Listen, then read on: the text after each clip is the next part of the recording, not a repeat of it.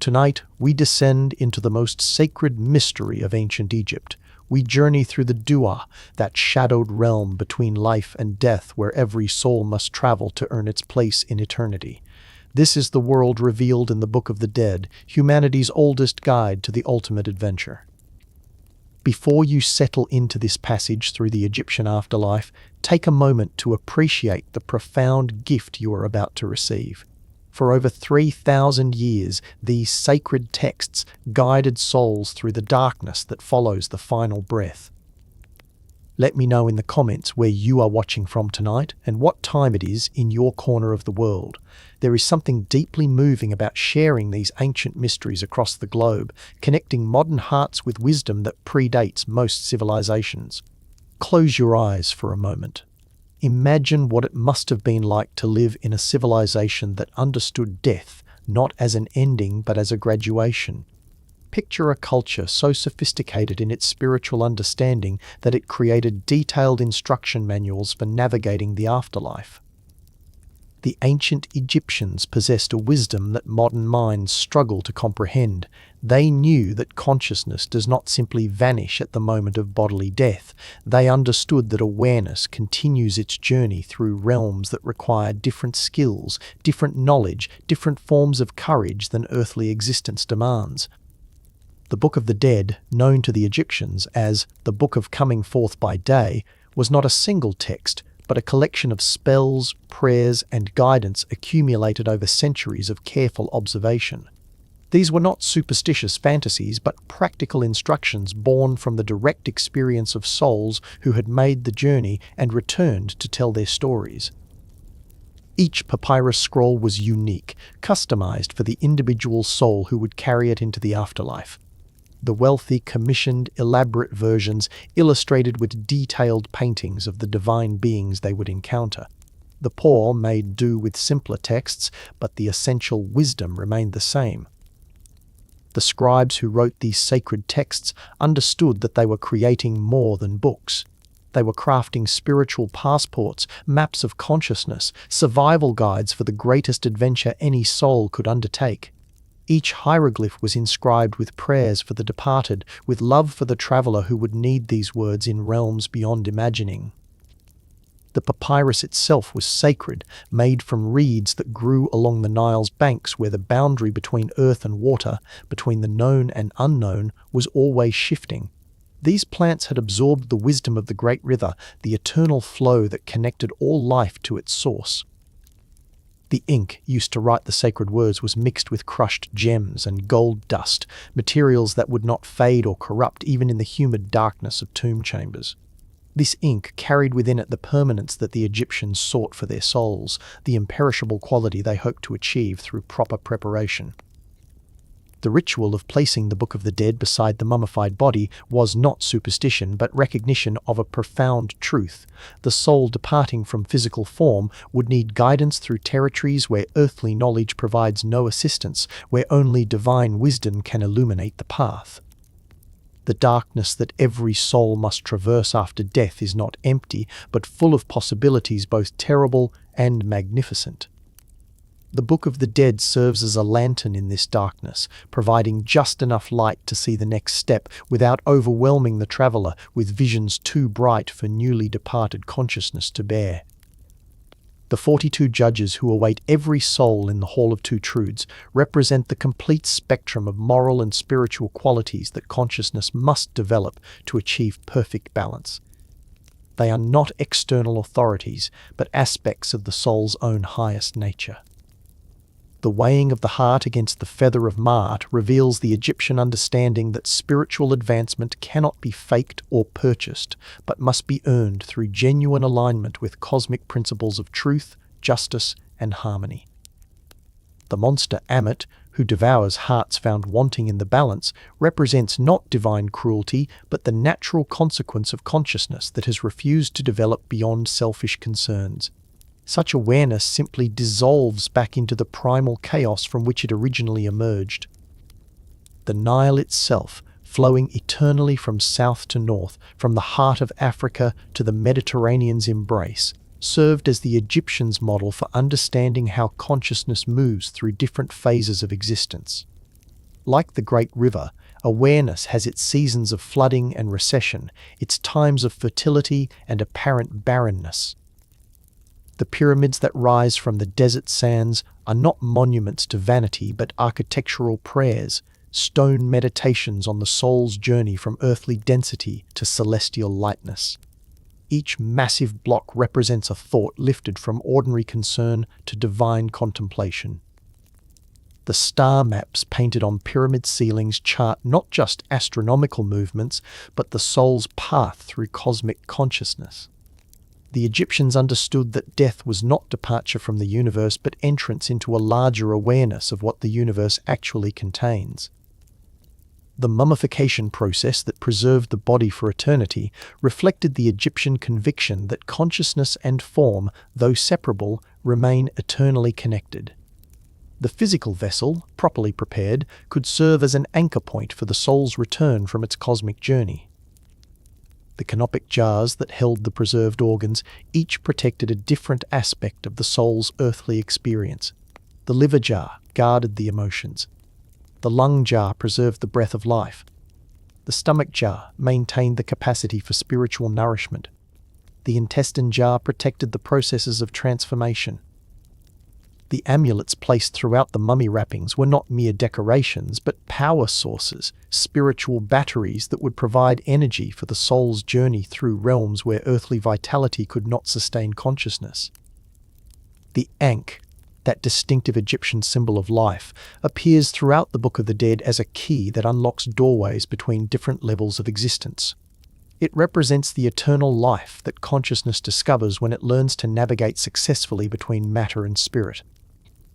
As we prepare to follow the soul's journey through the Egyptian afterlife, as we prepare to learn from wisdom that guided millions of consciousness through the ultimate transition, let yourself settle into the profound peace that comes from approaching sacred knowledge with reverence and openness.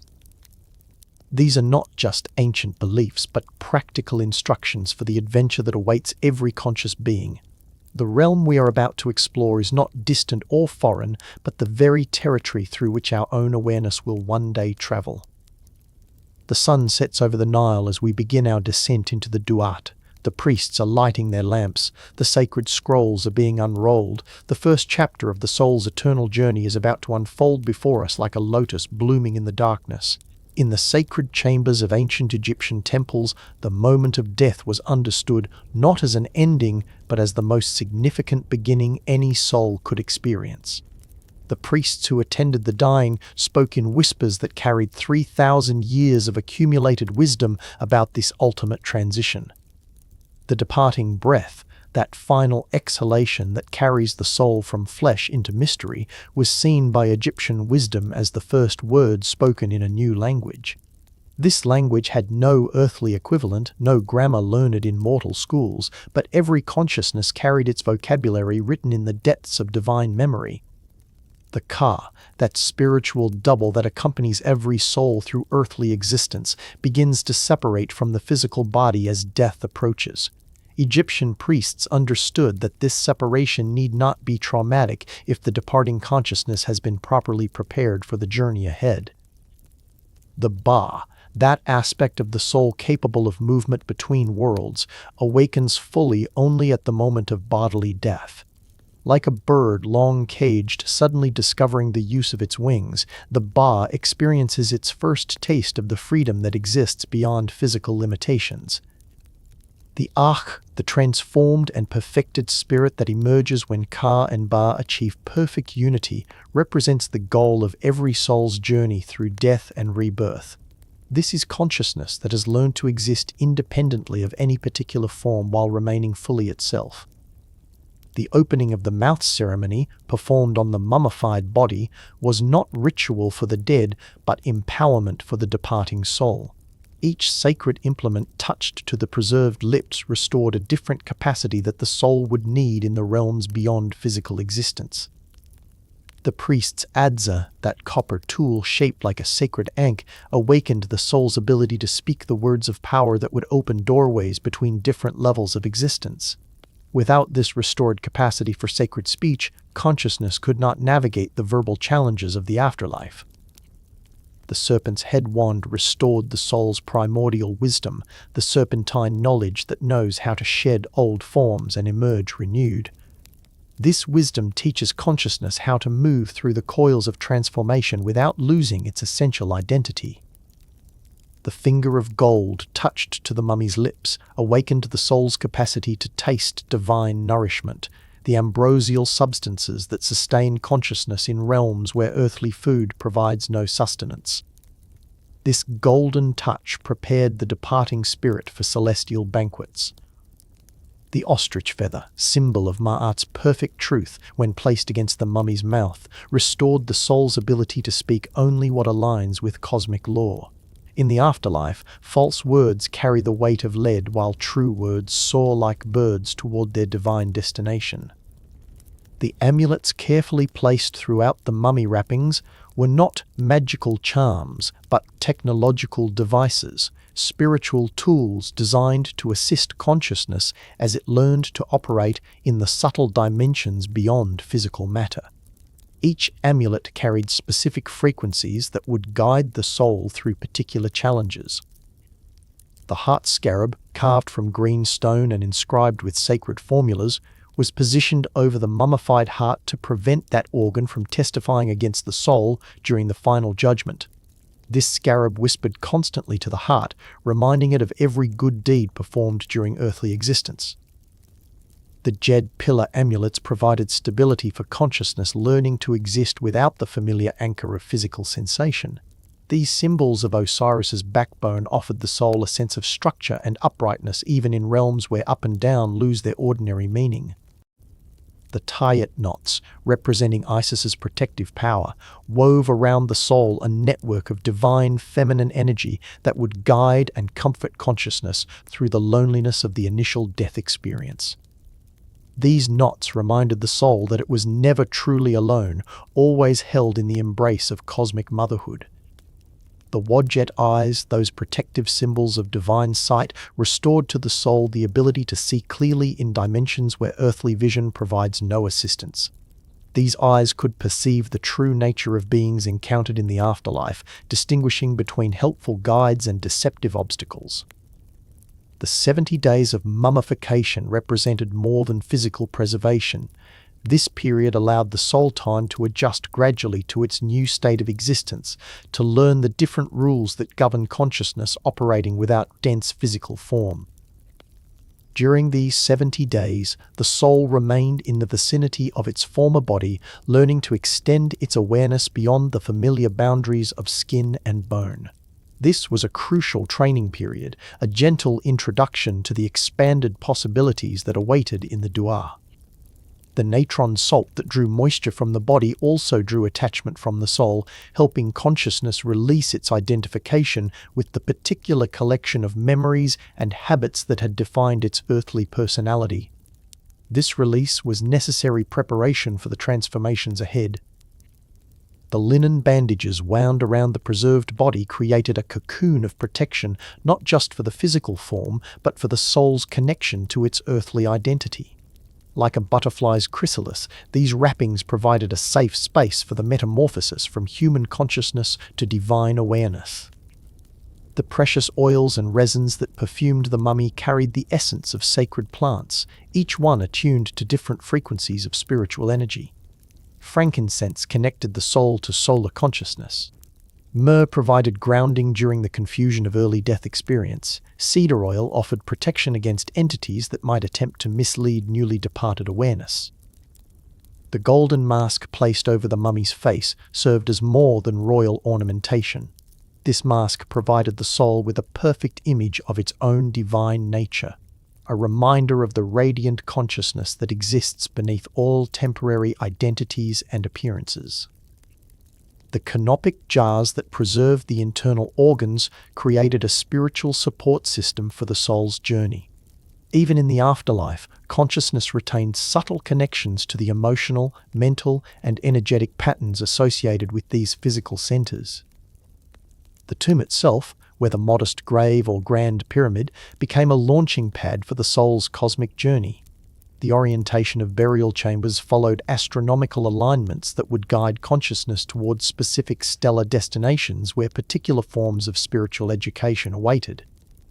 The false door carved into tomb walls provided an exit point for the soul's return visits to the earthly realm. Egyptian wisdom understood that even highly evolved consciousness might need to revisit familiar territory during the long process of adjustment to post-mortem existence. The offering tables stocked with food, drink, and precious objects served not just sentimental purposes but practical ones. These offerings provided energy sources that the soul could access during its journey, converting the spiritual essence of physical gifts into fuel for consciousness, traveling through non-physical dimensions. The Shabti figures, those small servant statues buried with the deceased, represented different aspects of the soul's own capabilities. Each Shabti could be activated when the soul needed assistance with particular challenges that required specific skills or knowledge. As we prepare to follow the soul's path through the Egyptian underworld, as we prepare to learn the secrets that ancient wisdom preserved for consciousness making the ultimate transition, let yourself settle into the profound trust that comes from approaching death's mystery with proper preparation and divine guidance. The setting sun paints the Nile's waters with gold and crimson as our journey begins. Somewhere along these ancient banks, a soul is taking its first steps into the Duat, guided by wisdom older than the pyramids, older than memory itself. The moment of death brings with it a silence deeper than any earthly quiet. But this silence, according to Egyptian wisdom, is not empty. It pulses with potential, heavy with the anticipation of consciousness, discovering territories that physical existence could never reveal. The soul's first breath in the Duat tastes of copper and starlight. This air, if it can be called air, carries no oxygen yet somehow sustains awareness more completely than any earthly atmosphere. It is the breath of eternity itself, filling consciousness with the energy needed for the journey ahead. The darkness that surrounds newly departed souls is not the familiar darkness of earthly night. This darkness has texture, weight, presence. It presses against consciousness like velvet curtains, soft yet impenetrable, requiring the soul to develop new forms of perception beyond physical sight. Ra's solar bark, that magnificent vessel that carries the sun god through the underworld each night, appears to waiting souls as a distant point of light growing gradually larger. This light does not illuminate in the ordinary sense, but reveals by creating the very things it touches. The sound of Ra's approach echoes through the Duat like distant thunder, but thunder that carries within it the voices of every soul that has ever successfully completed this journey. These voices whisper encouragement across the darkness, reminding newly departed consciousness that the path ahead, though challenging, has been traveled before. The Duat itself stretches beyond any earthly geography, its dimensions shifting according to the consciousness that perceives them. For souls still attached to earthly thinking, the underworld appears as caverns and passages similar to familiar landscapes. For more developed awareness, it reveals itself as pure space filled with geometric patterns of living light. The 12 hours of night through which Ra's bark travels correspond to 12 stages of the soul's education in post-mortem existence. Each hour brings different challenges, different revelations, different opportunities for consciousness to refine its understanding of its own eternal nature. The serpent Apep, that great enemy of Ra, who attempts each night to swallow the solar bark and plunge existence into permanent darkness, represents more than cosmic evil. Apep embodies the soul's own resistance to transformation, the part of consciousness that clings to familiar limitations rather than embracing the unknown possibilities of spiritual evolution. The daily battle between Ra's light and Apep's darkness plays out within every traveling soul. The choice to follow the sun god's path requires constant vigilance against the temptation to retreat into the comfortable darkness of unconsciousness rather than face the demanding brightness of divine awareness. The texts that comprise the Book of the Dead describe this cosmic drama not as external events, but as inner experiences that every soul must navigate.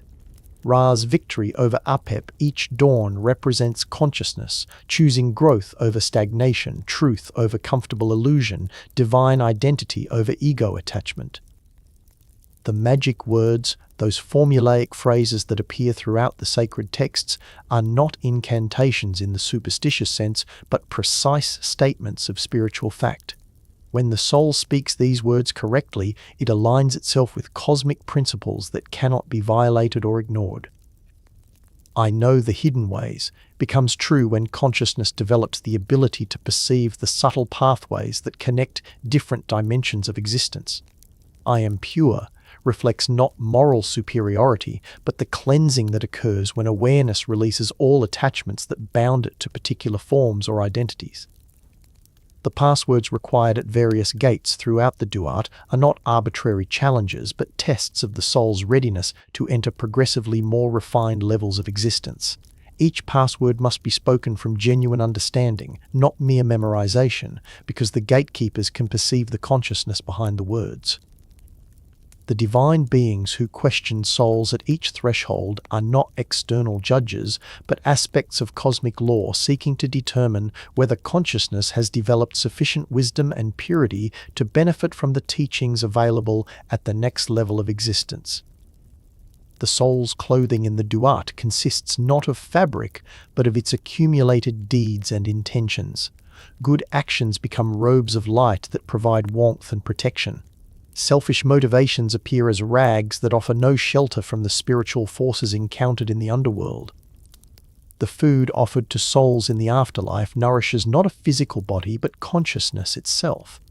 This food consists of truth, beauty, justice, and love, transformed into substances that can satisfy the deeper hungers that earthly meals could never touch. The lakes of fire that appear in some regions of the Duat are not punishments, but purification chambers. Souls pass through these flames not to suffer, but to burn away the dross of earthly attachments that would weigh down consciousness, attempting to rise to higher levels of existence. The various demons and monsters that inhabit the darker regions of the underworld represent not external threats, but projections of the soul's own unresolved fears and negative patterns. Consciousness that has achieved sufficient self-knowledge can pass through these regions unharmed because it recognizes these beings as aspects of itself requiring integration rather than enemies to be fought. The protective spells inscribed in the Book of the Dead serve as reminders to the soul of its own divine nature and inherent power. When consciousness remembers what it truly is, no force in any realm can ultimately harm or deter it from its destined evolution. The guides who appear to assist souls through particularly difficult passages are not separate beings, but manifestations of the soul's own higher wisdom. As consciousness develops greater self-awareness, it gains access to levels of its own knowledge that were previously unconscious.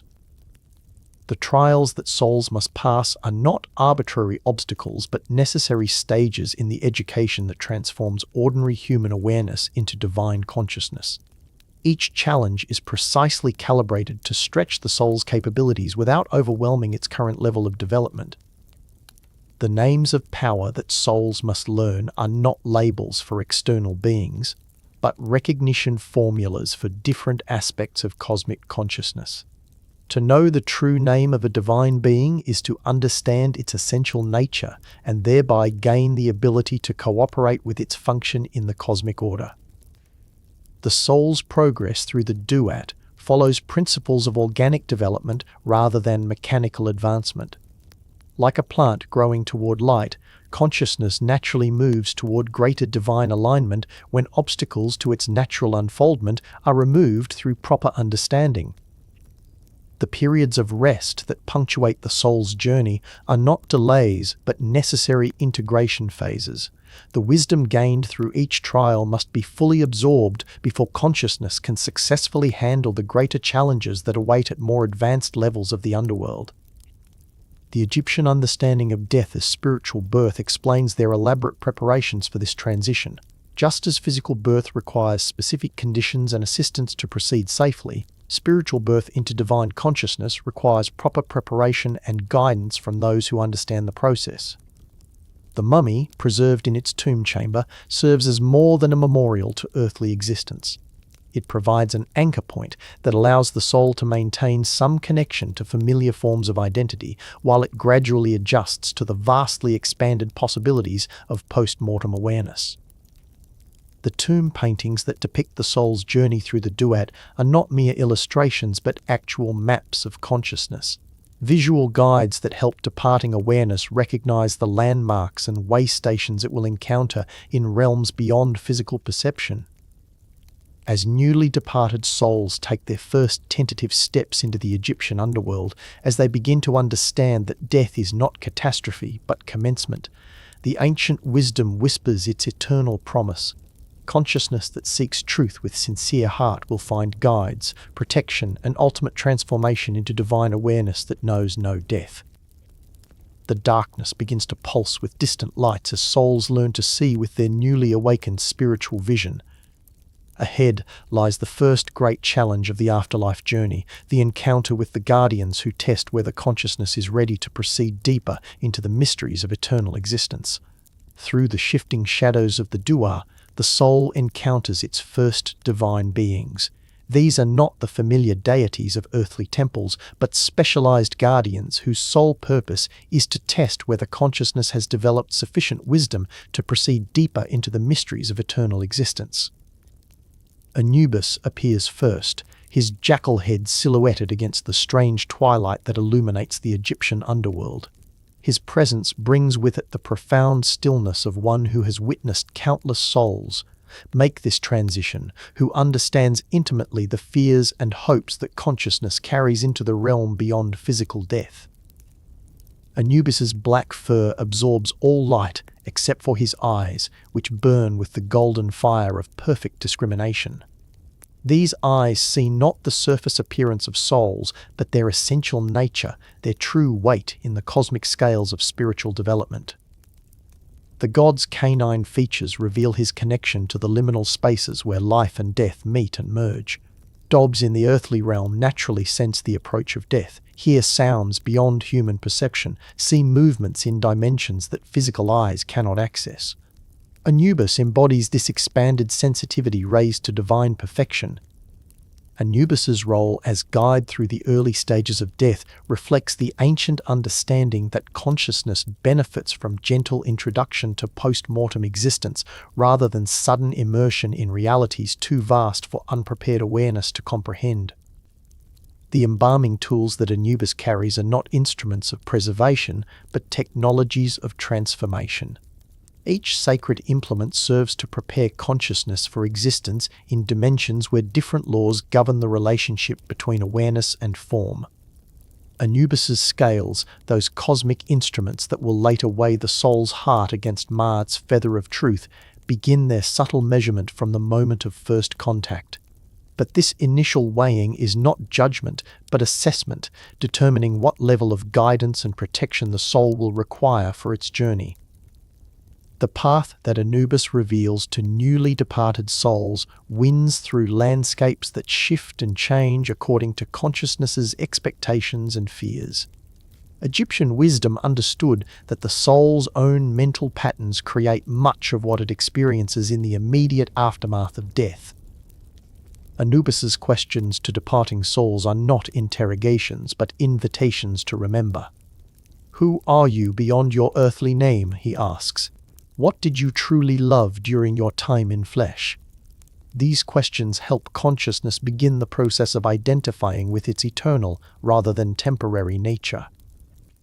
The protective spells that souls recite in Anubis's presence serve multiple purposes beyond mere protection.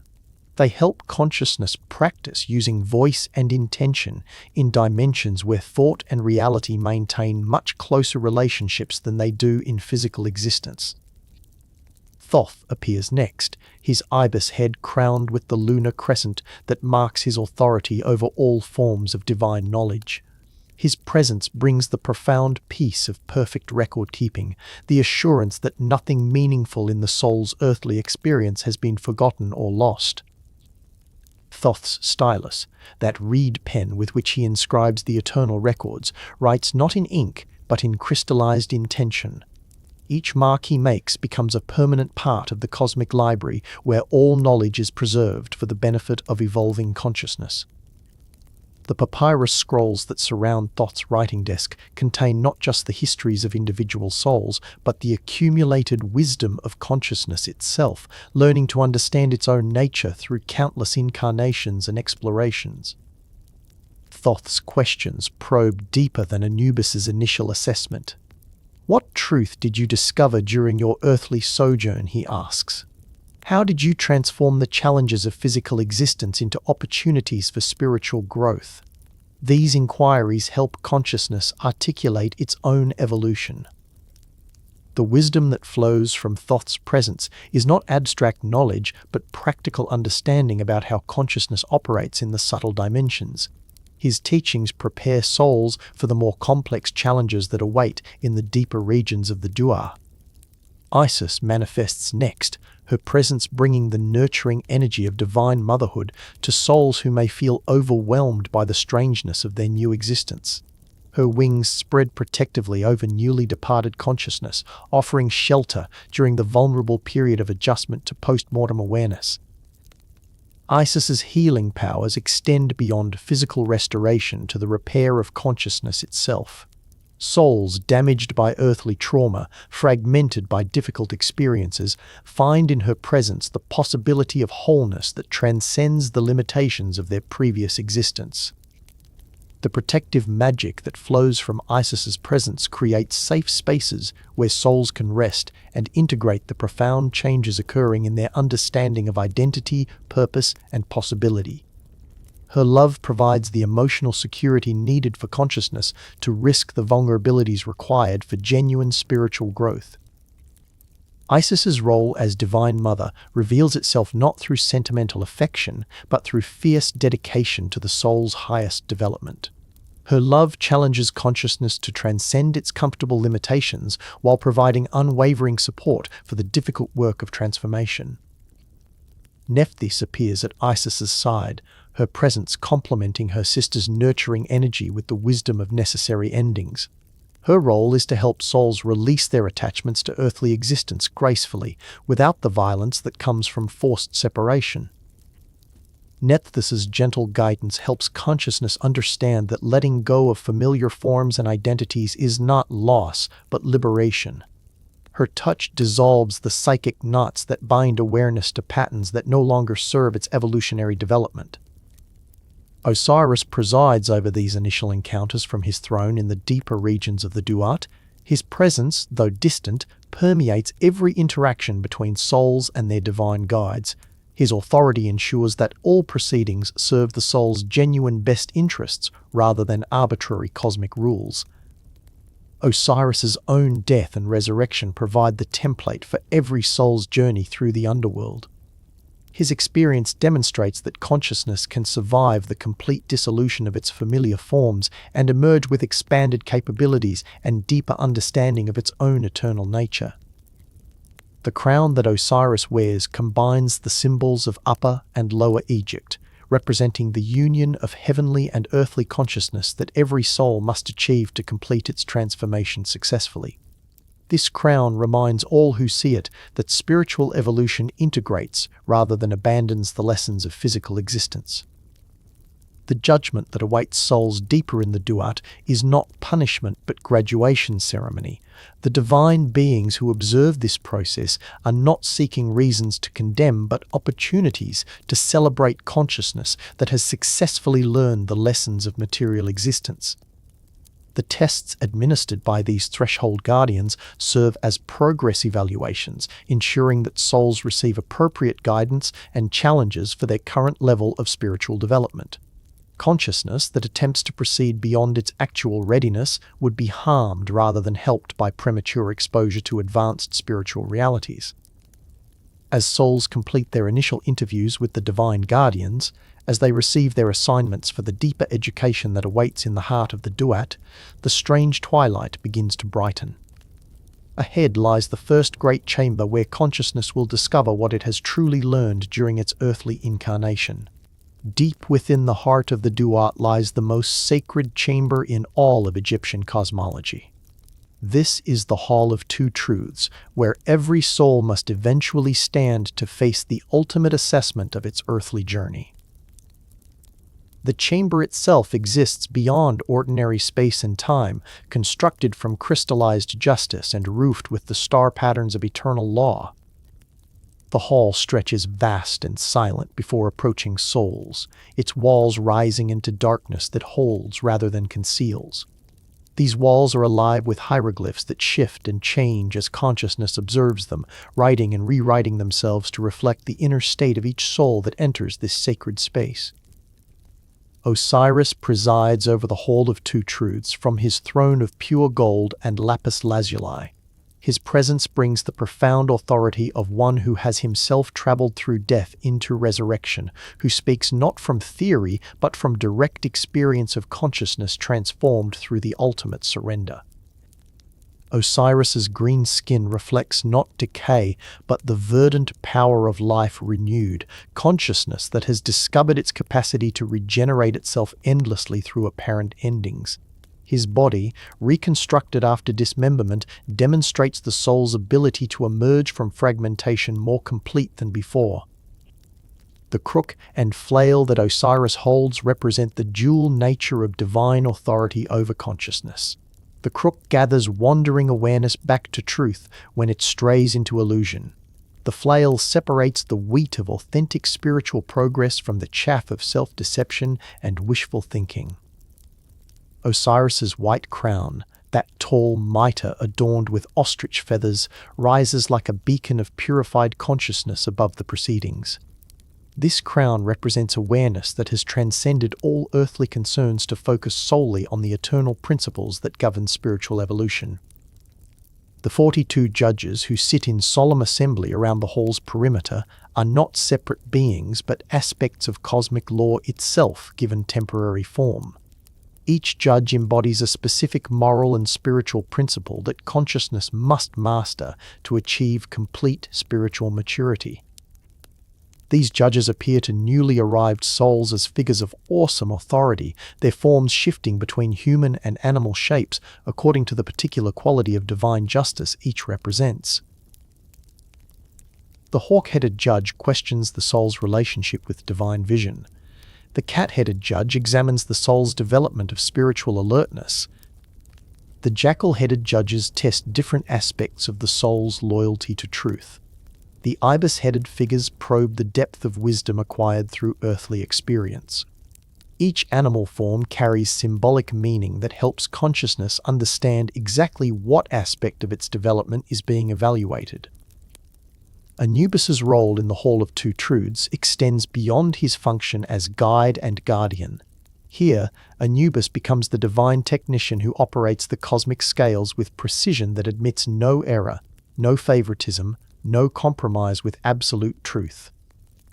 Anubis's hands, steady from eons of performing this sacred duty, place the soul's heart upon one side of the golden scales with movements that carry the reverence due to consciousness itself. These hands understand that they hold not mere organ, but the concentrated essence of an entire lifetime's choices and intentions. The heart that Anubis weighs carries within its preserved chambers every emotion ever felt, every decision ever made, every moment when consciousness chose between love and fear, truth and comfortable deception, service and selfishness during its earthly incarnation. The feather of Ma'at, placed upon the scales opposite Pan, appears deceptively simple, yet contains the concentrated essence of perfect justice, absolute truth, cosmic law itself made manifest in form, light enough to float, yet heavy enough to outweigh hearts burdened with unresolved karma. Ma'at herself presides over the weighing with the serene authority of one who embodies rather than merely enforces cosmic law.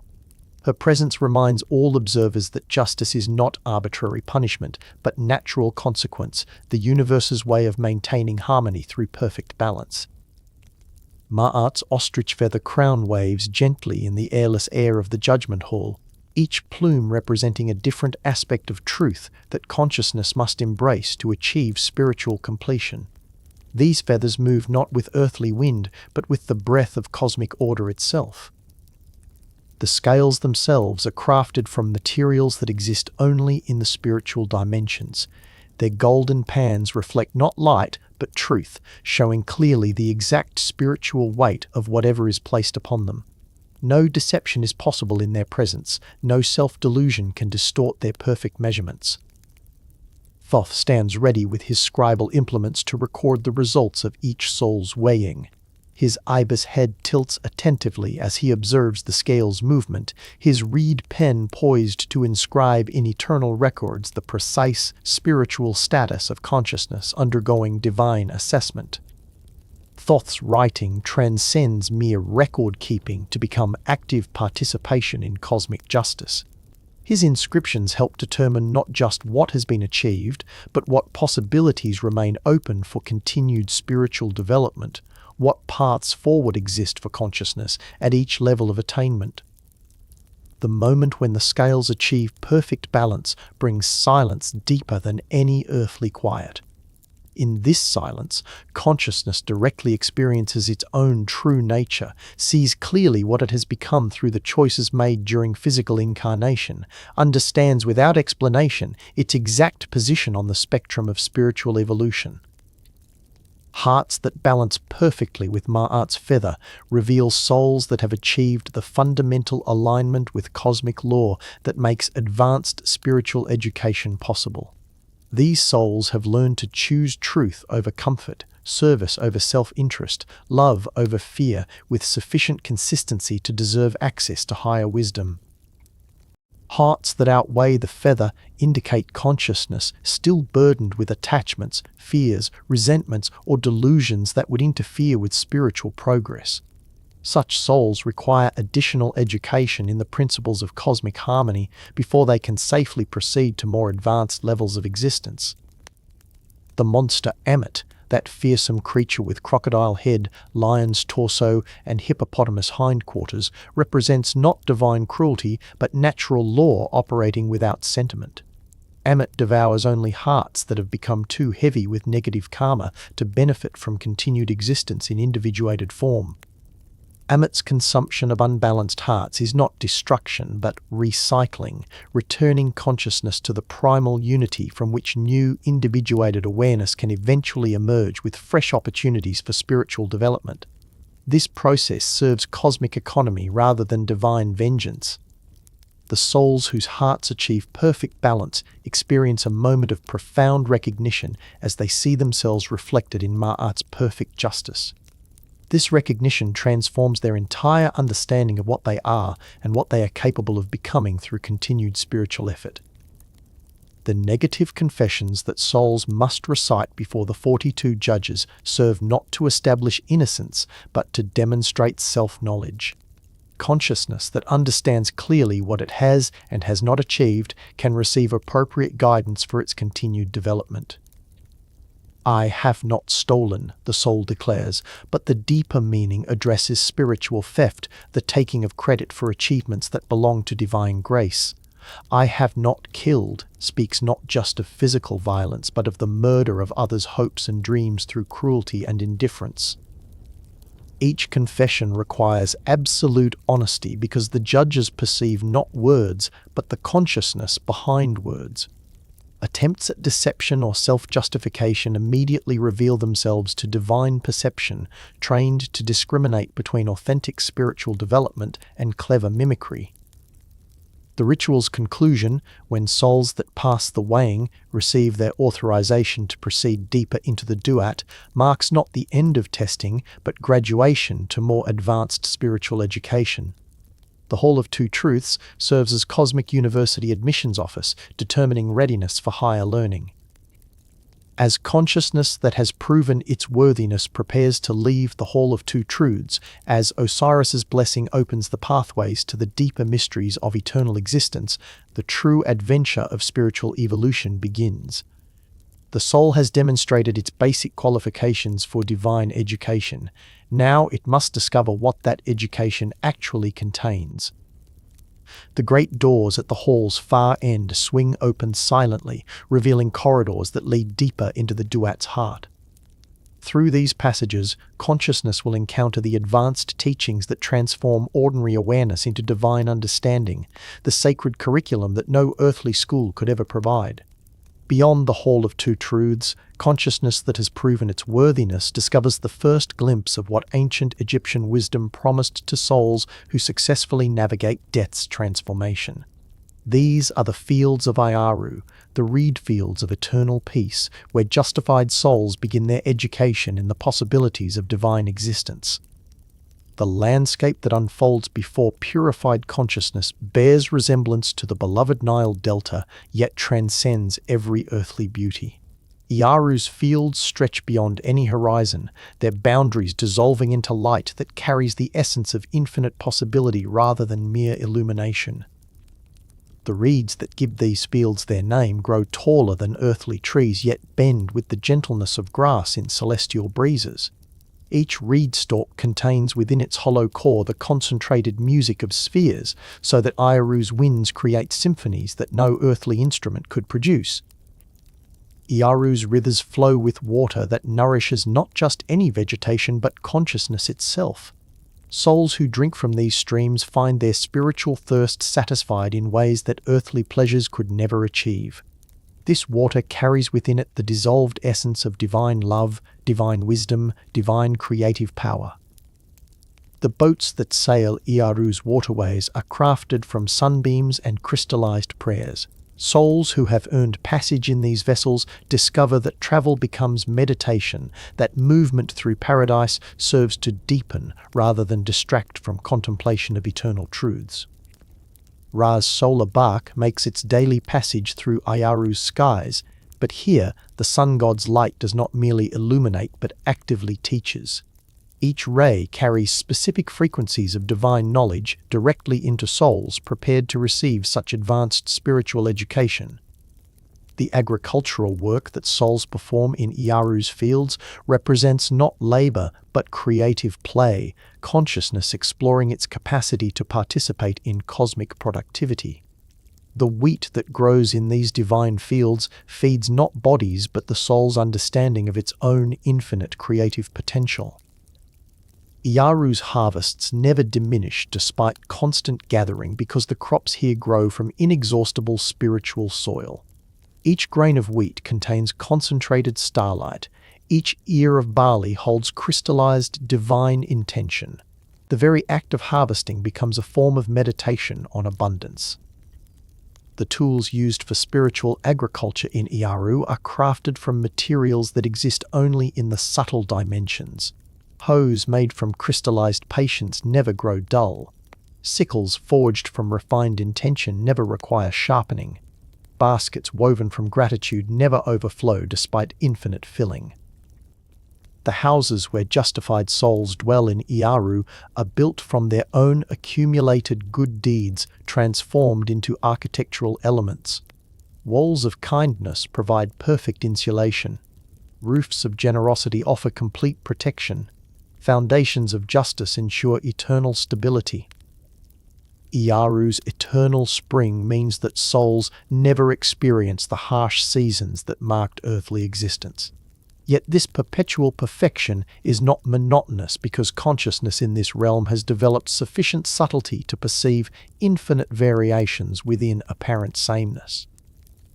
The festivals celebrated in Iaru honor not specific events but eternal principles of divine creativity. Souls gather in celebration whenever one among them achieves a new level of understanding, their joy amplifying and spreading until the entire realm vibrates with shared appreciation for consciousness discovering its own magnificence. The music that fills Iaru's atmosphere arises spontaneously from the harmony of purified souls, learning to blend their individual voices into collective appreciation of divine beauty. This music requires no instruments because consciousness itself has become the medium through which cosmic harmonies express themselves. The dance that souls perform in Iaru's celebration halls follows rhythms that existed before time began, yet remained forever fresh because they arise from the eternal creativity of divine consciousness, exploring its own infinite capacity for expression through movement and form. The conversations that take place between souls in Iaru explore topics impossible to discuss during earthly existence. Here, consciousness can speak directly about the nature of eternity, the mechanics of divine love, the principles underlying cosmic justice, without limitation imposed by physical brain capacity. Iaru's libraries contain not scrolls or books, but living wisdom that can be absorbed directly into consciousness through contemplation. Souls who enter these repositories of knowledge emerge with understanding that transforms their entire perspective on existence, purpose, and possibility. The teachings available in Iaru address questions that could not even be formulated during physical incarnation. How does consciousness create reality through attention? What is the relationship between individual awareness and cosmic mind? How does love actually transform the substance of existence itself? The gardens where souls in Iaru cultivate spiritual qualities are tended with tools of pure intention. Humility planted here grows into divine receptivity. Courage nurtured in this soil becomes cosmic fearlessness. Compassion cultivated in these beds expands to embrace all possible forms of consciousness. The temples in Iaru are built not from stone but from crystallized devotion. Their walls resonate with the prayers of every soul that has ever sought divine truth with sincere heart. Their altars burn with flames of pure spiritual aspiration that require no fuel, yet never diminish. The priests who serve in Iaru's temples are souls who have volunteered to assist newcomers in their adjustment to paradise, rather than immediately advancing to higher levels of spiritual education. Their service demonstrates that divine consciousness naturally seeks to help others achieve the same blessed state. The rituals performed in Iaru honor not external deities but the divine nature that souls discover within themselves once earthly veils of ignorance and limitation have been removed. These ceremonies celebrate consciousness, recognizing its own inherent perfection and unlimited creative capacity. The time that souls spend in Iaru is not vacation from spiritual work, but preparation for more advanced service to cosmic evolution. Paradise, in Egyptian understanding, is not retirement from purposeful activity, but graduation to forms of service that require higher levels of spiritual development. The relationships that souls form with each other in Iaru transcend all earthly categories of connection. Here, consciousness recognizes other consciousness without the barriers of gender, race, nationality, or any other temporary identification that limited earthly understanding. As souls in Iaru complete their initial education in the basics of divine existence, as they master the fundamental skills required for consciousness operating without physical form, they prepare for advancement to even more refined levels of spiritual education and service. The transition from Iaru to higher realms is not forced, but occurs naturally when consciousness has absorbed all the lessons this level can provide. Souls begin to feel the pull of greater possibilities, deeper mysteries, more complete forms of divine participation calling them forward. The departure from Iaru carries none of the sorrow associated with earthly leave-taking, because souls understand that they are not losing paradise, but expanding it. They take with them everything they have learned and gained, carrying Iaru's peace as permanent enhancement to their spiritual capabilities. As the fields of Iaru fade into golden distance behind advancing souls, as consciousness prepares to explore territories where even paradise's beauty serves merely as preparation for greater wonders, the true scope of Egyptian spiritual science begins to reveal itself. Beyond the blessed peace of Iaru's fields, the soul's journey through the Duat enters territories where consciousness must confront the accumulated shadows of its earthly existence. These regions pulse with challenges that serve not as punishments, but as opportunities for awareness to demonstrate and strengthen its commitment to divine truth.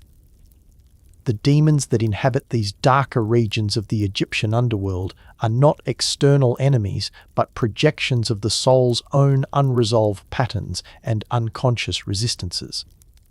Each frightening form represents a specific aspect of consciousness that refuses to align with cosmic harmony, preferring familiar limitations to unknown possibilities. Apep. that cosmic serpent of chaos who eternally opposes Ra's solar journey, manifests in the soul's path as the voice of doubt that whispers seductive arguments against spiritual progress. Apep's coils wrap around consciousness with logic that seems reasonable yet leads inevitably towards spiritual stagnation and eventual dissolution. Apep's whispers carry the poison of despair disguised as wisdom. Why struggle toward divine perfection, the serpent asks. Why not rest in comfortable mediocrity? Why risk the pain of transformation when familiar limitations offer such reliable security? These questions test the soul's commitment to growth over comfort. The demons with backwards walking feet represent consciousness that attempts to return to previous stages of development rather than face the challenges of continued evolution. These beings move away from divine light while appearing to approach it, demonstrating how spiritual progress can be subtly sabotaged by attachment to past achievements.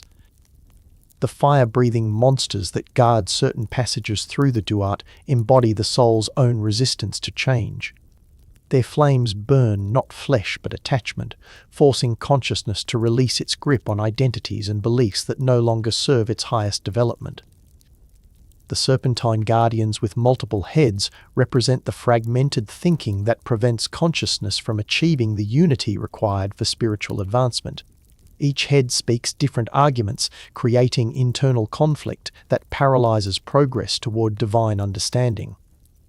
The knife-wielding demons who threaten souls in the Duat's darker corridors embody the cutting criticism that consciousness directs against itself when it fails to meet its own standards of spiritual achievement. These demons can only be defeated when the soul learns to replace self-judgment with self-compassion.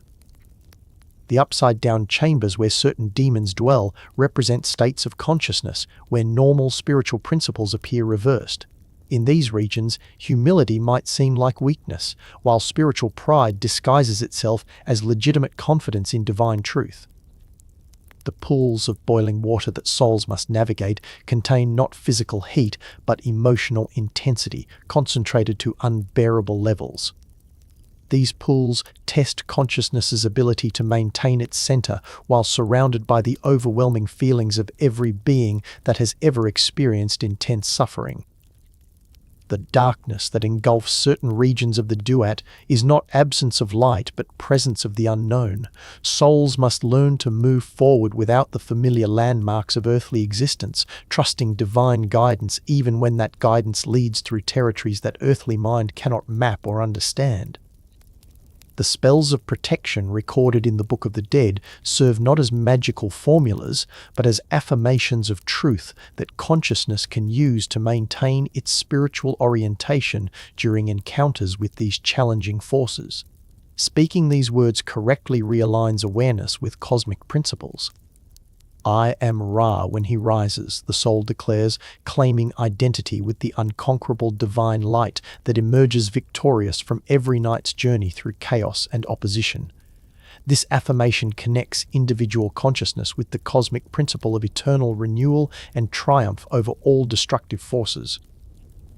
I am Osiris in his resurrection, consciousness proclaims, identifying with the divine principle that demonstrates how apparent death becomes the doorway to greater life. This declaration strengthens the soul's understanding that all endings serve the purpose of enabling more magnificent beginnings.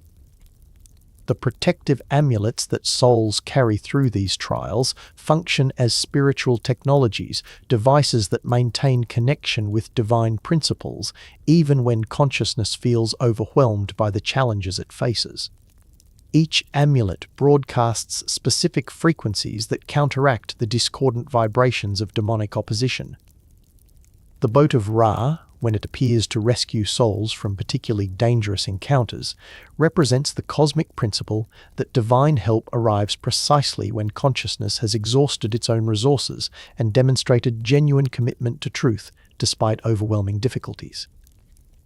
Ra's boat crew, those divine beings who man the oars and weapons that defend against Apep's attacks, embody different aspects of the soul's own higher nature activated through sincere spiritual effort. Courage, wisdom, perseverance, and faith become actual allies in the struggle against forces of spiritual entropy. The daily battle between Ra's light and Apep's darkness that souls witness during their journey through the Duat reveals the cosmic context of every individual struggle with doubt, fear, and resistance to growth. Personal spiritual challenges participate in the universal drama of consciousness evolving toward divine perfection. The victorious emergence of Ra's bark from each night's battle with chaos provides souls with direct evidence that light always ultimately triumphs over darkness, that divine order cannot be permanently overcome by any force of confusion or destruction. The transformation that occurs within souls as they successfully navigate these trials involves more than mere survival of frightening encounters. Consciousness learns to distinguish between legitimate spiritual challenges and projections of its own fear, developing discrimination that serves it throughout eternity. The allies that appear to assist souls during particularly difficult trials often take forms drawn from the traveler's earthly memories, yet carry divine authority that transcends any earthly power. Beloved teachers, family members, and friends return transformed into vehicles for divine assistance. The weapons that souls learn to wield against demonic opposition are not instruments of violence but tools of truth. The sword of discrimination cuts through illusion. The shield of faith deflects the arrows of doubt. The bow of intention fires arrows of focused will that penetrate the heart of spiritual obstacles. The passwords that open doorways beyond regions of trial are not arbitrary words, but statements of understanding that consciousness must achieve through direct experience of overcoming spiritual opposition. These passwords cannot be memorized, but must be earned through genuine transformation. The light that gradually increases as souls advance through these challenging regions of the Duat represents not external illumination but the growing radiance of consciousness that has learned to identify with its divine nature rather than its temporary fears and limitations. The guides who appear to lead souls out of the darker territories are often souls who have previously completed this portion of the journey and have volunteered to return as helpers. Their presence demonstrates that spiritual advancement naturally expresses itself through service to others following the same path. As consciousness emerges from the regions of trial purified and strengthened by its encounters with the forces of spiritual opposition, as souls discover that they have not been damaged but refined by their passage through darkness, the true education of divine existence begins to reveal its deeper purposes. The shadows fall away behind advancing souls like discarded clothing that no longer fits consciousness that has grown beyond its previous limitations. Ahead lies the next phase of post-mortem education, where awareness learns the cosmic principles that govern existence at levels beyond individual identity. In the deepest chambers of the Egyptian underworld, where consciousness encounters the most profound teachings of post-mortem existence, stands the figure who embodies the ultimate mystery of death transformed into eternal life. This is Osiris, the green-skinned god whose own journey through death and resurrection provides the template for every soul's potential triumph over the limitations of physical existence. Osiris's story begins not in the underworld but in the realm of the living, where he ruled as king of Egypt with wisdom that reflected divine consciousness operating through human form. His reign represented the possibility of earthly existence, guided completely by cosmic principles of truth, justice, and harmony with natural law. Osiris's brother Set, consumed by jealousy and representing the destructive forces that resist spiritual evolution, crafted an elaborate deception to destroy the enlightened king. Set's beautiful chest, offered as a gift but designed to become a coffin, symbolizes how death often approaches consciousness disguised as something attractive or benign. The moment when Osiris was sealed within Set's chest and cast into the Nile represents the universal experience of consciousness being separated from its familiar forms and identities. The river's current carrying the coffin toward unknown destinations mirrors how death transports awareness beyond all earthly reference points. Isis's desperate search for Osiris's body demonstrates the divine feminine principle, refusing to accept apparent endings as final realities. Her journey across Egypt seeking her beloved husband represents consciousness's intuitive knowledge that what appears lost can be recovered through sufficient dedication and spiritual understanding. Isis's discovery of Osiris's coffin lodged in a tree that had grown around it reveals the cosmic principle that even apparent death serves life's deeper purposes. The tree's protective embrace of the divine body shows how nature itself cooperates in preserving what is eternally valuable until conditions allow for resurrection. The temporary restoration of Osiris through Isis's magical powers demonstrates that love aligned with divine knowledge possesses the capacity to reverse even death's apparent finality. This first resurrection, though temporary, proves that consciousness contains inherent capacities that transcend physical limitations. Set's second attack upon Osiris, dismembering the god's body into 14 pieces scattered across Egypt, represents the complete fragmentation that consciousness experiences when it identifies exclusively with temporary forms rather than its eternal essence. This dismemberment appears to be ultimate destruction, yet actually prepares for ultimate integration. Isis's patient gathering of Osiris's scattered pieces, with help from her sister Nephthys, demonstrates the spiritual work required to reconstruct wholeness from apparent fragmentation. Each recovered piece represents an aspect of divine consciousness that must be reclaimed and reintegrated for resurrection to occur. The missing phallus, devoured by fish in the Nile and never recovered, symbolizes the creative power that must be regenerated from within rather than restored from external sources. True resurrection creates new capacities rather than merely recovering old ones. Isis's creation of a golden phallus to complete Osiris's restoration reveals the principle that spiritual resurrection transcends physical reconstruction to become creation of entirely new forms of divine expression. The gold represents incorruptible spiritual substance that death cannot touch. The bandages with which Isis wraps the restored Osiris are woven not from earthly linen, but from her own magical power transformed into protective covering. These wrappings represent the love and wisdom that consciousness develops through suffering, which become its eternal protection and strength. Osiris's resurrection differs fundamentally from mere return to previous existence. His green skin reveals that he has become verdant with new life that includes but transcends his former nature. This is consciousness reborn with capacities that death's education has made possible. The crook and flail that Osiris wields in his resurrected form represent the dual authority over consciousness that death's mastery provides. The crook gathers scattered awareness back to unity. The flail separates eternal truth from temporary illusion with perfect discrimination. Osiris's throne in the underworld is positioned not as retreat from active existence, but as the command center from which divine consciousness guides all souls through their own death and resurrection processes. His authority flows from personal experience of the transformation he helps others achieve.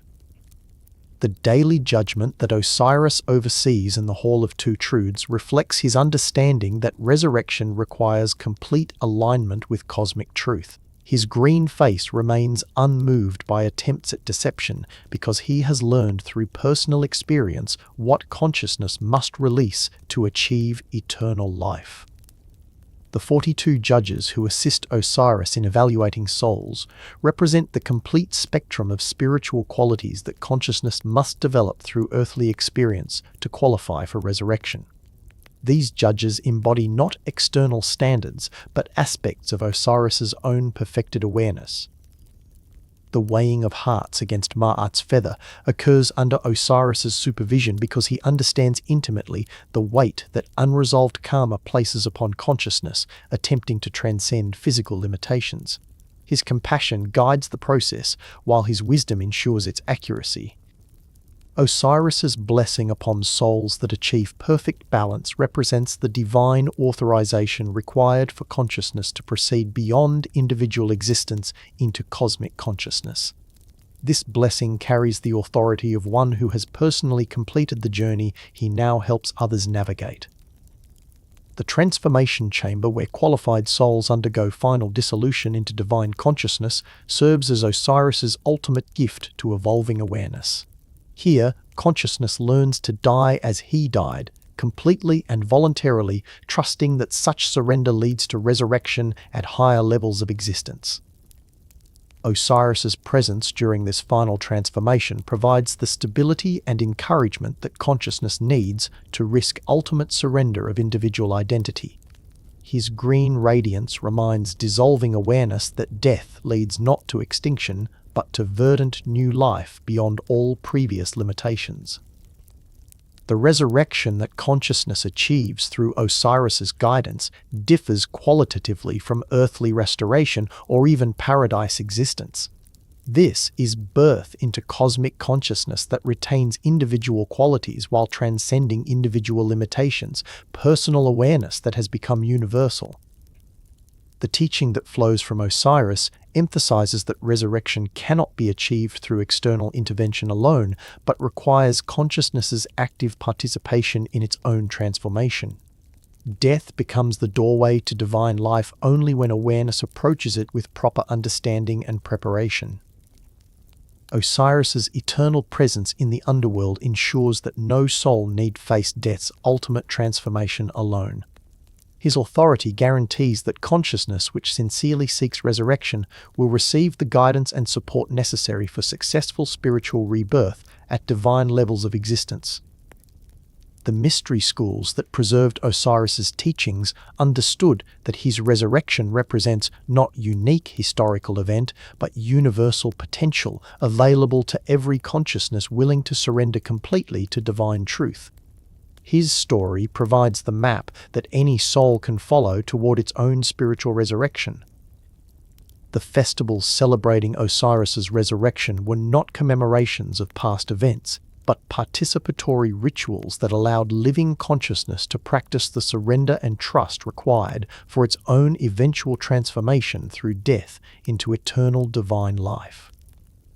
As souls in the underworld complete their education in the mysteries of death and resurrection through Osiris's direct teaching, as they prepare to undergo their own transformation from individual consciousness into cosmic awareness, they understand that they are not losing their identity, but discovering what their identity has always truly been beneath the veils of temporary incarnation. Osiris's final words to souls ready for ultimate transformation carry the authority of absolute personal knowledge. Death is the doorway through which consciousness passes from limitation into limitless existence. I am that doorway. You are that doorway. All consciousness is that doorway when it learns to surrender completely to what it has always eternally been.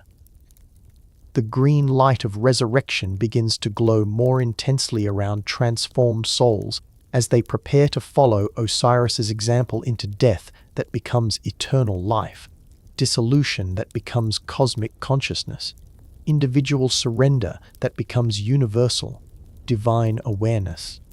In the deeper regions of the Duat, consciousness that has proven its worthiness through the trials of judgment and the peace of Ayaru encounters an invitation that transcends all previous experiences. Ra himself, the solar deity whose daily journey sustains all existence, extends to purified souls the ultimate honor, passage aboard his sacred bark through the most profound mysteries of cosmic consciousness.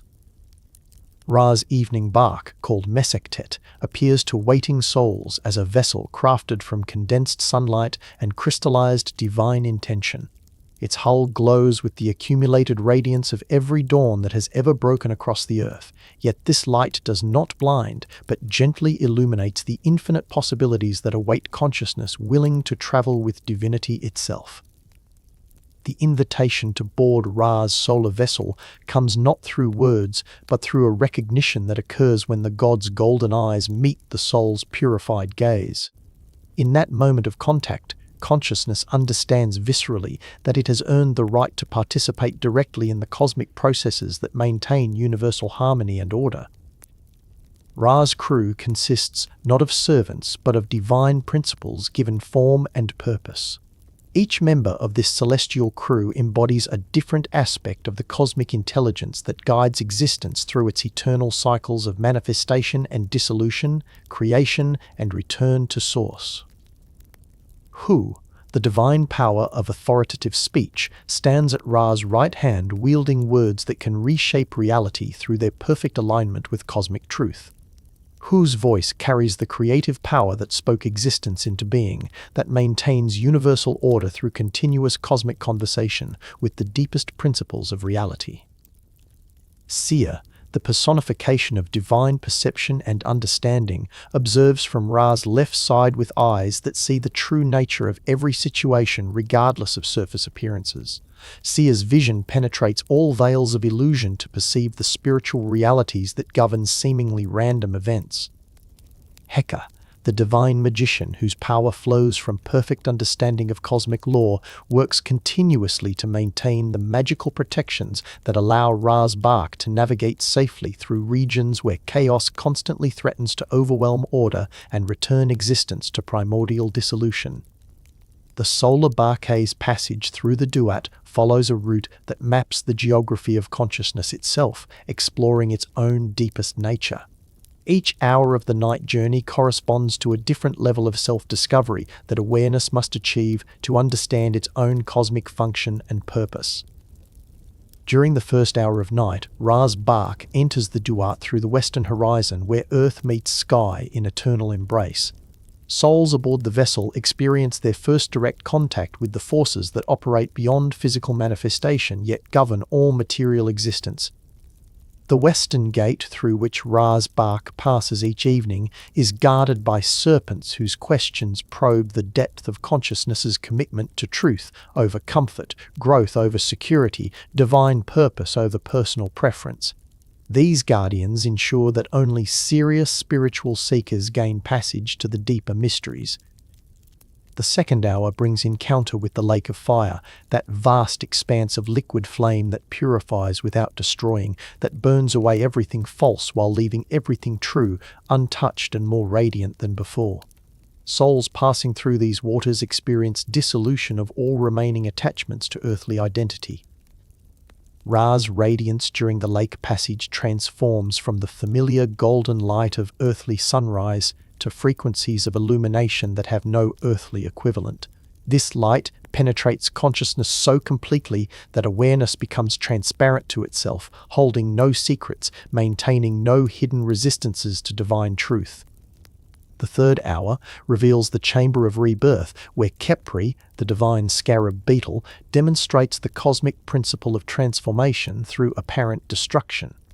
Souls witness consciousness learning to die to one form of existence in order to be reborn at higher levels of spiritual function and capability. Khepri's endless rolling of the solar disk across the sky becomes a teaching about the eternal nature of spiritual work. Divine consciousness never retires from its cosmic duties, but finds infinite joy in the eternal repetition of activities that serve universal harmony and the evolution of awareness toward perfect divine expression.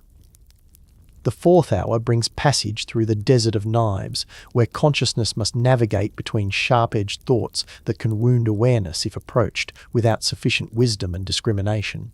Here, souls learn to move through their own mental patterns without being trapped by the cutting edges of judgment and criticism.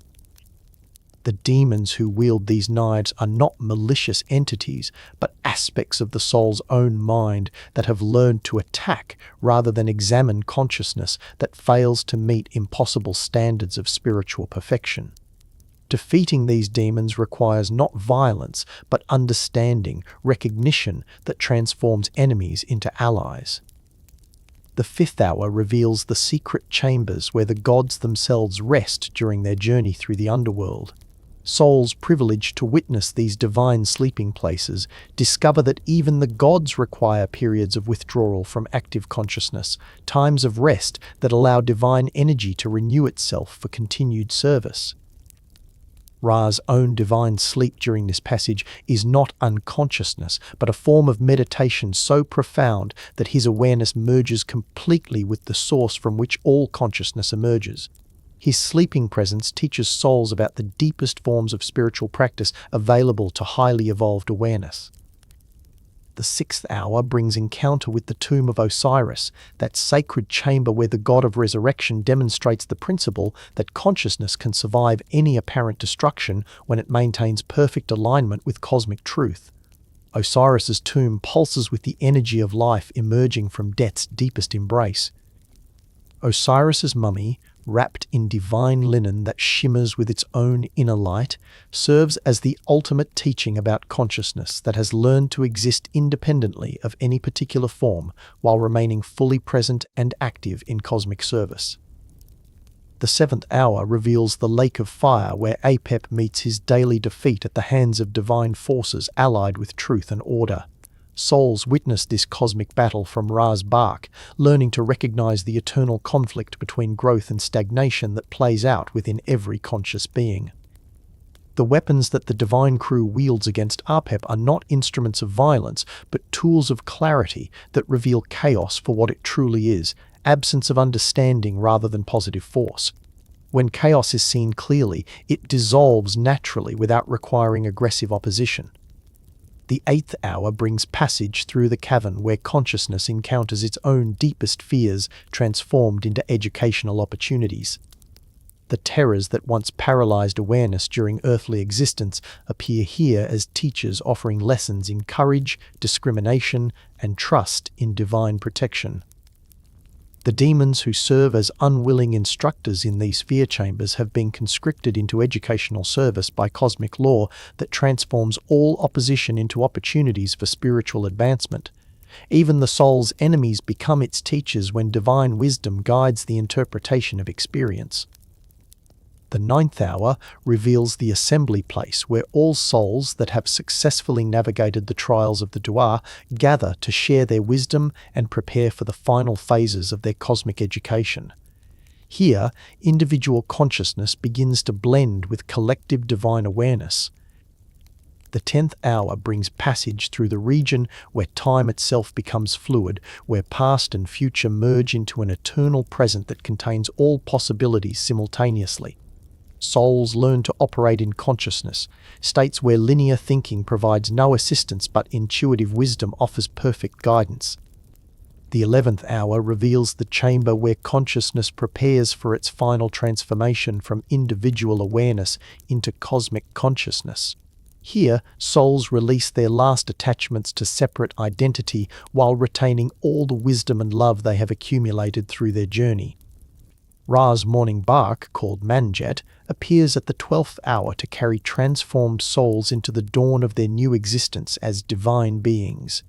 This vessel blazes with light so pure that it creates rather than merely illuminates the realities it touches. The emergence from the Duat at dawn represents not escape from difficulty, but graduation to levels of existence where consciousness operates with divine authority and cosmic responsibility.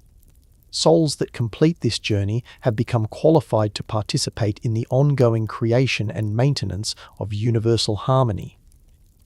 As Ra's bark prepares to emerge from the underworld into the light of divine day, as souls aboard this sacred vessel understand that they have been transformed from recipients of divine grace into active participants in cosmic creativity, the true purpose of the death journey reveals itself completely.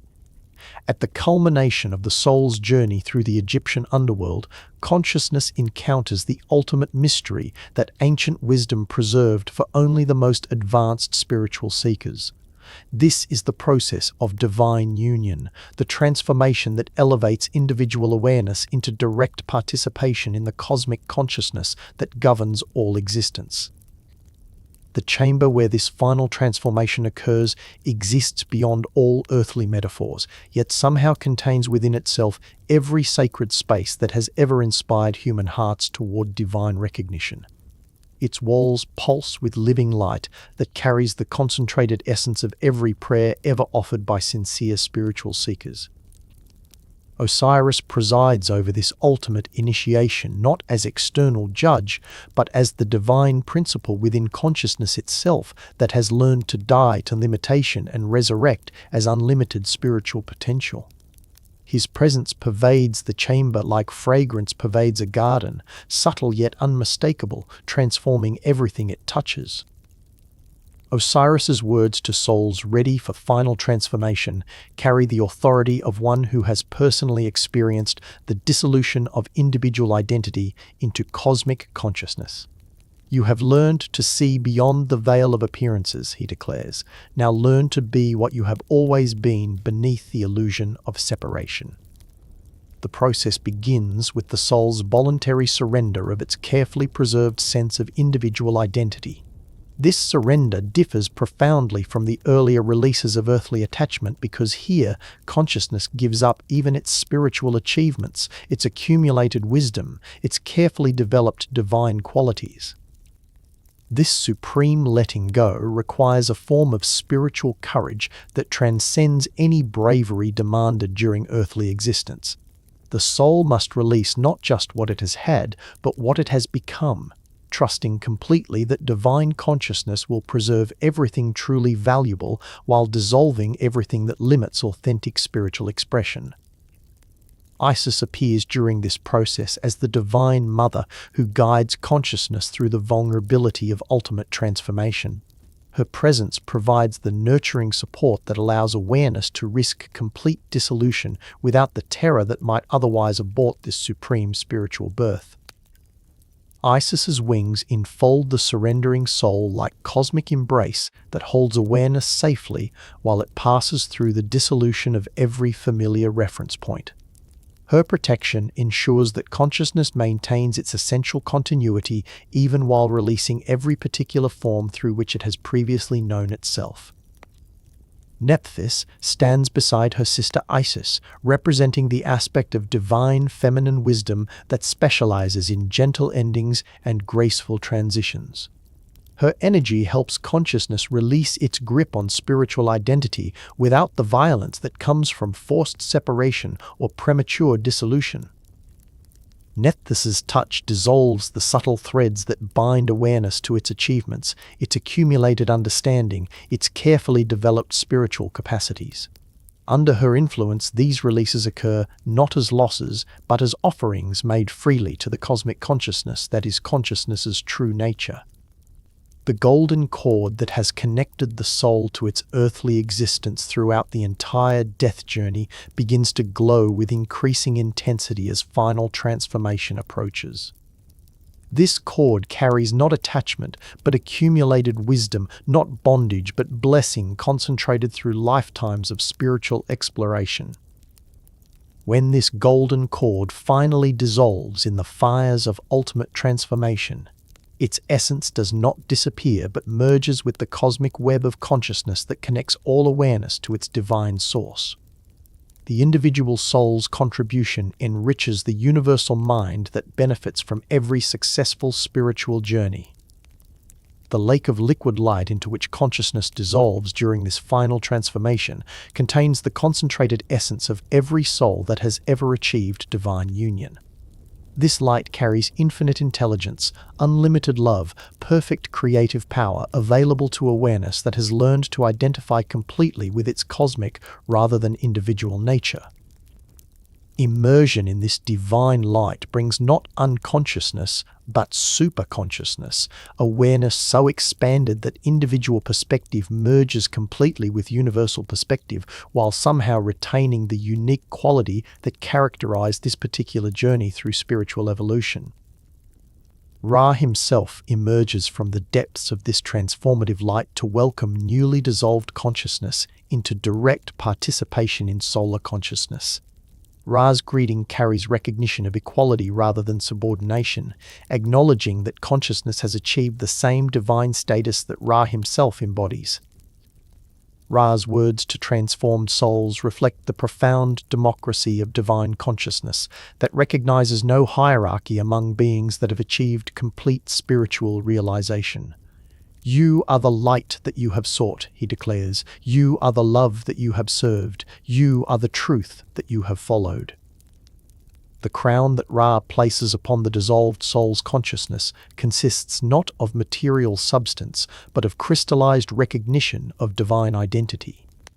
This crown cannot be worn by awareness that maintains any separation between itself and cosmic consciousness, any distinction between individual and universal mind.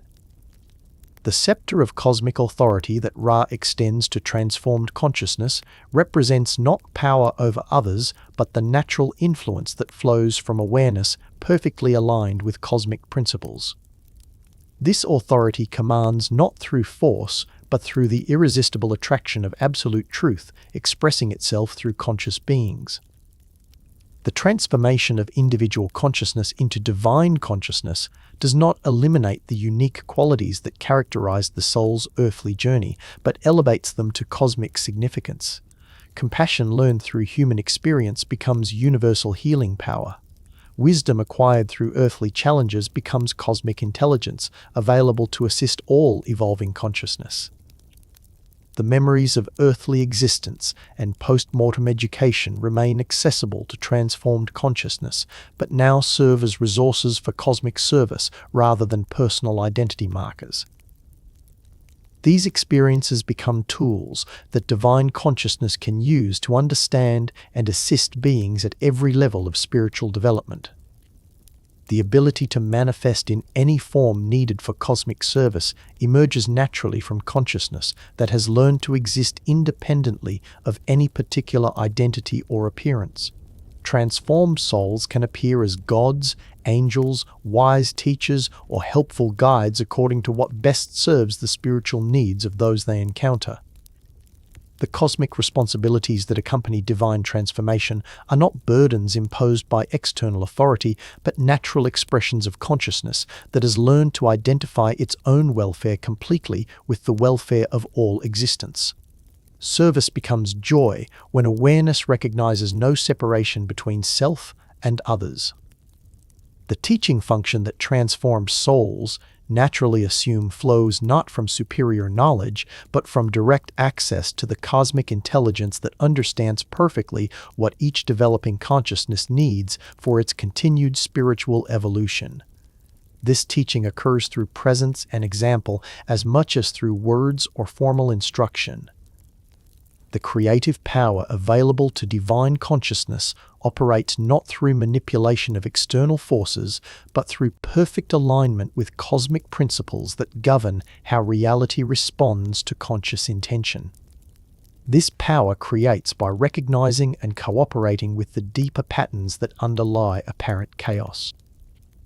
The love that flows through transformed consciousness transcends every earthly understanding of affection or attachment to become the very force that maintains cosmic unity while encouraging infinite diversity of expression within that unity.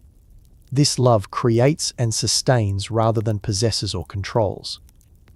The peace that characterized consciousness at this level of realization surpasses any earthly tranquility because it includes and transforms rather than excludes the full spectrum of cosmic activity. This peace remains undisturbed by involvement in the most challenging aspects of universal evolution and spiritual education. As consciousness completes its transformation into divine awareness, as individual identity dissolves completely into cosmic consciousness while somehow enriching rather than disappearing into that vastness, the ancient Egyptian promise reaches its fulfillment. Death has been revealed not as ending, but as the supreme graduation, the ultimate educational achievement available to evolving awareness. The silence that follows this transformation is not empty, but pregnant with infinite possibility. Conscious potential that has learned to exist without limitation while maintaining the capacity for endless creative expression through service to the ongoing evolution of cosmic consciousness toward ever greater beauty, truth, and love. The Book of the Dead closes not with conclusion, but with commencement, as newly divine consciousness prepares to begin its eternal service to the cosmic purposes that guided its journey from the first breath of earthly life through the final dissolution into divine union. In the final chambers of the Egyptian underworld, consciousness that has successfully completed every stage of post-mortem education discovers the ultimate reality that ancient wisdom promised to souls brave enough to undertake the complete journey through death's transformation. This is eternal life, not as endless duration but as existence beyond the limitations of time, space, and individual identity. The light that pervades these ultimate regions of the Duat differs qualitatively from any illumination experienced during earlier stages of the soul's journey. This radiance does not shine upon objects but creates the very reality it touches, demonstrating that consciousness at the highest levels participates directly in the ongoing creation of existence itself.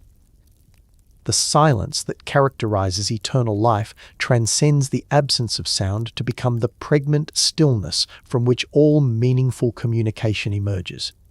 In this silence, consciousness communes directly with the source of existence, understanding through immediate participation rather than through words or concepts that require time to unfold. Ra's final appearance to souls that have achieved eternal life reveals the sun god not as external divinity, but as the cosmic consciousness that these souls have themselves become through their complete surrender to divine transformation. The recognition that occurs in this meeting dissolves the last traces of separation between individual and universal awareness. Ra's words to eternally transformed consciousness carry the authority of complete recognition. You are the light that has sought itself through countless forms and finally achieved direct self-recognition. You are the love that has loved itself into perfect unity. You are the consciousness that has awakened completely to its own infinite nature. The crown of eternal life that adorns transformed consciousness consists not of material substance, but of the accumulated wisdom, love, and creative power developed through the entire journey from earthly incarnation, through post-mortem education to final divine realization. This crown cannot be worn by awareness that maintains any separation from cosmic consciousness. The scepter of cosmic authority that eternal consciousness naturally wields operates not through control over external forces, but through perfect alignment with the cosmic principles that govern how reality responds to conscious intention, aligned with universal harmony and the genuine welfare of all existence. The throne upon which eternally realized consciousness takes its seat exists in the dimension where individual awareness and cosmic consciousness recognize their fundamental unity. From this position, transformed souls participate directly in the ongoing guidance of universal evolution toward ever greater expressions of divine beauty, truth, and love. The responsibilities that accompany eternal life flow naturally from consciousness that has learned to identify its own welfare completely with the welfare of all existence. These responsibilities are not burdens imposed by external authority, but joyful expressions of awareness that has discovered service to cosmic purposes as its own deepest fulfillment. The creative power available to eternal consciousness operates through cooperation with, rather than manipulation of cosmic principles. This power creates by recognizing the deeper patterns that govern how reality responds to consciousness, aligned perfectly with divine intention and universal harmony. The teaching function that eternal consciousness naturally assumes flows from direct access to the cosmic intelligence that understands precisely what each developing awareness needs for continued spiritual evolution. This teaching occurs through presence and example as much as through words or formal instruction. The love that characterizes eternal consciousness transcends every earthly understanding of affection to become the very force that maintains cosmic unity while encouraging infinite diversity of expression within that unity. This love creates and sustains rather than possesses or controls any aspect of existence. The wisdom available to eternal consciousness encompasses not just accumulated knowledge, but direct perception of the cosmic principles that govern spiritual evolution. This wisdom operates as immediate understanding rather than information that requires time to process or integrate. The compassion that flows through eternal consciousness embraces not just suffering beings, but the cosmic process itself that uses apparent difficulties as educational opportunities. This compassion works not to eliminate challenges, but to ensure that every challenge serves genuine spiritual development. The peace that characterizes eternal consciousness includes rather than excludes the full spectrum of cosmic activity. This peace remains undisturbed by involvement in the most challenging aspects of universal evolution because it recognizes all apparent difficulties as expressions of cosmic love, educating consciousness toward greater divine realization. The freedom that eternal consciousness enjoys transcends liberation from external constraints to become the spontaneous expression of awareness that has discovered perfect alignment with cosmic principles as its own deepest nature.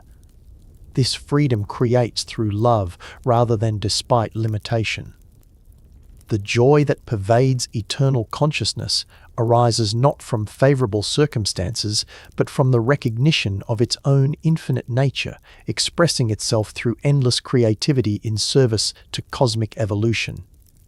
This joy remains constant regardless of the apparent challenges involved in universal service. The memory available to eternal consciousness encompasses not just personal experience, but the accumulated wisdom of every soul that has ever achieved divine realization. This cosmic memory serves as a resource for understanding and assisting consciousness at every level of spiritual development. The communication that occurs between eternal beings transcends language to become direct sharing of understanding, love, and creative inspiration. These communications enrich rather than diminish individual consciousness because they flow from recognition of fundamental unity rather than exchange between separate entities. The relationships that exist between eternal consciousnesses are based on mutual recognition of divine nature rather than personal preferences or emotional attachments. These relationships demonstrate perfect harmony between unity and diversity, showing how individual qualities can be maintained within cosmic consciousness. The service that eternal consciousness provides to evolving awareness occurs at every level of existence simultaneously. From the cosmic perspective, these beings guide universal evolution. From earthly perspective, they appear as inspiration, guidance, protection, and blessing for souls undertaking spiritual development. The play that characterizes eternal consciousness reflects the joy of awareness that has discovered existence as cosmic creativity exploring its own infinite possibilities. This play creates and explores without attachment to specific outcomes, finding fulfillment in the creative process itself. The rest that eternal consciousness enjoys is not inactivity, but the profound peace of awareness perfectly aligned with cosmic rhythm. This rest includes and transcends activity to become the still center from which all meaningful action emerges and to which it returns. The eternal nature of this consciousness reveals itself not as endless time, but as existence beyond temporal limitations.